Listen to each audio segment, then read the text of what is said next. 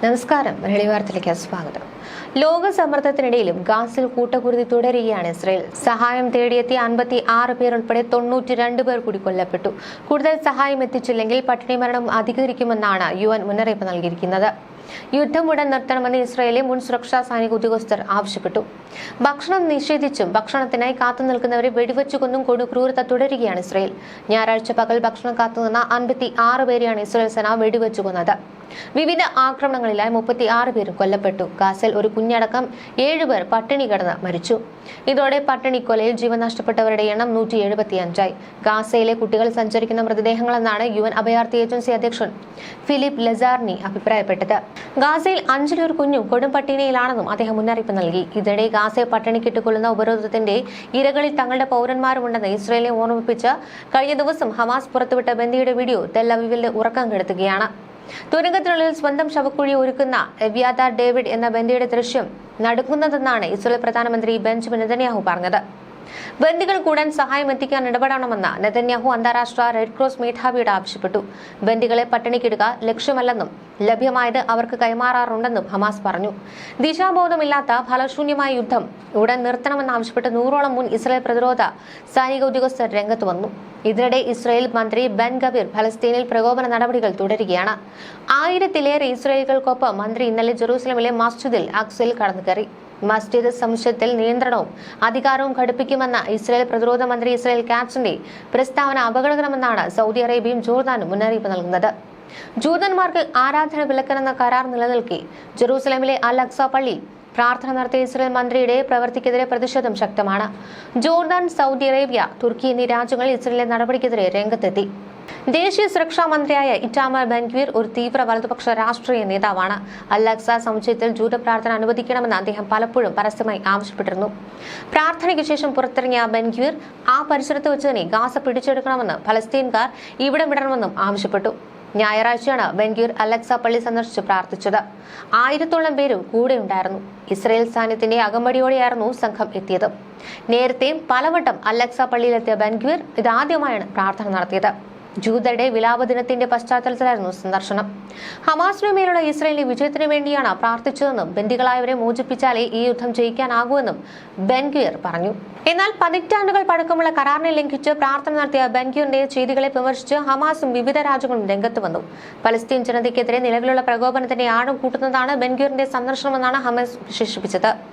ഫലസ്തീൻ അതോറിറ്റിയുടെ president Mahmoud അബ്ബാസിന്റെ വക്താവും സന്ദർശനം എല്ലാ സീമകളും ലംഘിച്ചു എന്നാണ് പറഞ്ഞത്. US ഇടപെടണമെന്നും വക്താവ് പ്രസ്താവനയിൽ ആവശ്യപ്പെട്ടു. അൽ അഖ്സ സമുച്ചയത്തിന്റെ ഭരണ ചുമതല ജോർദാൻ ആസ്ഥാനമായ സംഘടനയ്ക്കാണ്. ഇവരും ബെൻഗ്വീറിന്റെ നടപടിയെ വിമർശിച്ച് രംഗത്തെത്തിയിട്ടുണ്ട്. രാജ്യാന്തര നിയമത്തിന്റെ ലംഘനവും അംഗീകരിക്കാനാകാത്ത പ്രകോപനമാണെന്നും അവർ വ്യക്തമാക്കി. എന്നാൽ ചെയ്യുന്ന ജോലിക്ക് നാട്ടിലെങ്ങുമില്ലാത്ത അത്യാകർഷകമായ കൂലി കിട്ടുമെങ്കിൽ ജോലിയിൽ കുറച്ച് റിസ്ക് ഒക്കെ ഉണ്ടാകുമെന്നുള്ള കാര്യത്തിൽ ചില കാര്യങ്ങൾ നമുക്ക് തർക്കമില്ല. പക്ഷേ ഗാസയിലെ ചില പൊളിക്കൽ പണിക്കായി ആളെ തേടുമ്പോൾ ഇസ്രായേൽ മുന്നോട്ട് വയ്ക്കുന്ന ഓപ്ഷനുകളിൽ രണ്ടുണ്ട്. ഒന്നുകിൽ റിസ്ക് പേടിച്ച് ഗാസയിലേക്ക് പോകാതിരിക്കാം, അല്ലെങ്കിൽ കീശ നിറയെ പൈസയും വാങ്ങി ഗാസയിൽ പോയി ജോലി ചെയ്യാം. യുദ്ധം തകർത്ത് തരിപ്പണമാക്കിയ ഗാസയിലെ അവസാന കെട്ടിടങ്ങളും പൊളിച്ചെടുക്കുകയാണ് വൻ പാരിതോഷികം ലഭിക്കുന്ന ഇപ്പോൾ വിശേഷപ്പെട്ട ഒരു ജോലിയായി മാറുന്നത്. ഗാസ നഗരത്തിന്റെ ശവപ്പെട്ടിയിലേക്ക് അവസാന ആണി മടിച്ചു കയറ്റുന്ന ജോലി. ബുൾഡോസറും മറ്റും കൊണ്ടുവന്ന ഗാസയിലെ മനുഷ്യർ കെട്ടിപ്പൊക്കിയതെല്ലാം പൊളിച്ച് ഒടുവിൽ ഗാസയെ മരുപ്പറമ്പാക്കുന്ന ജോലി. പണത്തിന് മേലെയാണ് ഗാസയിലെ കെട്ടിടങ്ങൾ പൊളിച്ചെടുക്കുമ്പോൾ കിട്ടുന്ന സംതൃപ്തിയെന്ന് ഇസ്രായേൽ പത്രം ഹാരറ്റ്സിനോട് വെളിപ്പെടുത്തിയിരിക്കുകയാണ് ചില തൊഴിലാളികൾ. ഇത് കേവലം പണത്തിന് വേണ്ടിയല്ല, ഞങ്ങളുടെ പകപോക്കൽ കൂടിയാണെന്ന് അവർ പറയുന്നു. കെട്ടിടങ്ങൾ പൊളിക്കാനെത്തിയവരാണിവർ. കെട്ടിടം പൊളിച്ച് പണമുണ്ടാക്കുവാൻ ഗാസയിലേക്ക് അനുദിനം ഇസ്രായേൽ പൗരന്മാർ എത്തുന്നു. ആശ്ചര്യപ്പെടുത്തുന്നതാണ് ഗാസയിലെ ഈ ബുൾഡോസർ രാജിന്റെ ഉള്ളറകൾ. പണവും ഗട്ട്സും കുറച്ച് പകയും കൂടിയുണ്ടെങ്കിൽ കെട്ടിടം പൊളിക്കുവാൻ വേലയിൽ വെച്ചടി കയറ്റമാണ്. ഹാരറ്റ്സിനോട് ഒരു തൊഴിലാളി പറയുന്ന കണക്കുകൾ നോക്കാം. നിങ്ങൾക്ക് ഒരു 7 ലക്ഷം ഷെക്കൽ ഒപ്പിക്കാൻ പറ്റുമെന്ന് കരുതുക. ഈ പൈസ കൊണ്ട് സുഖമായി നിങ്ങൾക്കൊരു എക്സ്കവേറ്റർ വാങ്ങാൻ പറ്റും. ഇത് ഗാസയിലെ പൊളിക്കൽ വേലകൾക്ക് നൽകിയാൽ ഇസ്രായേൽ സൈന്യം നിങ്ങൾക്ക് ദിവസം 5000 ഷെക്കൽ നൽകും. ഇതിൽ 1000 ഷെക്കൽ ആ ഉപകരണം ഓപ്പറേറ്റ് ചെയ്യുന്നയാൾക്ക് നൽകണം. ബാക്കി കിട്ടുന്നത് മൊത്തം ലാഭമായിരിക്കും. ഗാസയിലാണെങ്കിൽ വീടുകൾ പൊളിക്കുന്ന പണിക്ക് ഒരു ക്ഷാമവുമില്ലെന്നുകൂടി പേര് വെളിപ്പെടുത്തുവാൻ ആഗ്രഹിക്കാത്ത ഒരു വ്യക്തി വിശദീകരിക്കുന്നു. ഇസ്രായേലിലെ ഒരു സാധാരണ ഓപ്പറേറ്റർക്ക് ലഭിക്കുന്നതിനേക്കാൾ കൂടുതൽ പൈസ ഗാസയിലെ ഓപ്പറേറ്റർക്ക് ലഭിക്കും. എന്നിരിക്കും ഒരിക്കലും ഗാസയിലേക്ക് പോകാൻ ഓപ്പറേറ്റർമാരെ പലപ്പോഴും കിട്ടാൻ പാടാണ്. കാരണം അത് നല്ല റിസ്ക്കുള്ള പണി തന്നെയാണ്. പൈസ ഉണ്ടാക്കുവാൻ ഗാസയിലേക്ക് പോകാൻ ആലോചിക്കുന്ന ഓപ്പറേറ്റർമാരുടെ എല്ലാം ജൂലൈ 9 ഗാസയിൽ കൊല്ലപ്പെട്ട എബ്രഹാം അസുലെ എന്ന ഓപ്പറേറ്ററുടെ മുഖം നിരുത്സാഹപ്പെടുത്തും. എങ്കിലും ഈ പൊളിക്കൽ ഒരുപാട് ആസ്വദിക്കുന്ന നിരവധി ഓപ്പറേറ്റർമാരുണ്ട്. ഗാസയിലെ മനുഷ്യർ അധ്വാനിച്ച് ഉണ്ടാക്കിയ വീടുകൾ പൊളിക്കുന്ന ജോലി ആദ്യം ചെയ്തിരുന്നത് പൈസയ്ക്ക് വേണ്ടിയായിരുന്നുവെങ്കിൽ പിന്നീട് പകവീട്ടലിന്റെ ലഹരിയായി മാറിയതായി നിരവധി ഓപ്പറേറ്റർമാർ സാക്ഷ്യപ്പെടുത്തുന്നു.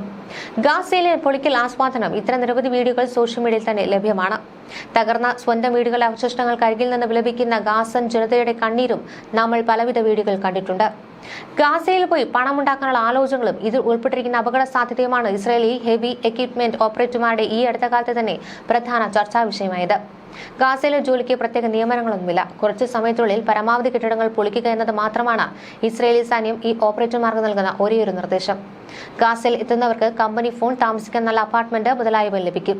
പൊളിക്കുന്ന ഓരോ വീടിനുമാണ് പൈസ ലഭിക്കുന്നത്. നന്നായി അധ്വാനിച്ച് പൊളിച്ചാൽ പ്രതിമാസം 30,000 ഷെക്കൽ, അതായത് ഏകദേശം 7,71,000 രൂപ വരുമെന്നാണ് ഓപ്പറേറ്റർമാർ പറയുന്നത്. 3 നിലകളുള്ള ഒരു അപ്പാർട്ട്മെന്റ് പൊളിക്കുന്നതിന് 2,500 ഷെക്കൽ വരെ നേടുന്നവരുണ്ട്. രാവിലെ 7 മണി മുതൽ വൈകിട്ട് 5 മണി വരെ പണി കാണും. ഭക്ഷണവും താമസവും തികച്ചും സൗജന്യം. യുദ്ധഭൂമിയിലാണെന്നത് മാത്രമല്ല ഒരു ജോലിയിലെ റിസ്ക്. വൻ കെട്ടിടങ്ങൾ തകർക്കുക എന്നത് ചില്ലറ കാര്യമല്ല. ചിലപ്പോൾ സ്ഫോടക വസ്തുക്കൾ ഉപയോഗിക്കേണ്ടതായും വരും. ആർമിയുടെ ഹെവി വാഹനങ്ങളുടേതുപോലുള്ള സുരക്ഷാ സംവിധാനങ്ങളൊന്നും വാടകയ്ക്കെടുത്ത ഇത്തരം ഹെവി എക്യുപ്മെന്റുകൾക്ക് ഉണ്ടാകാറില്ല. സുരക്ഷാ കവചങ്ങളോ ആർമിയുടെ പൂർണ്ണമായ സംരക്ഷണമോ പോലും ഇല്ലാതെയാണ് ഇവർ പൊളിക്കൽ ജോലികൾ ചെയ്യേണ്ടത്.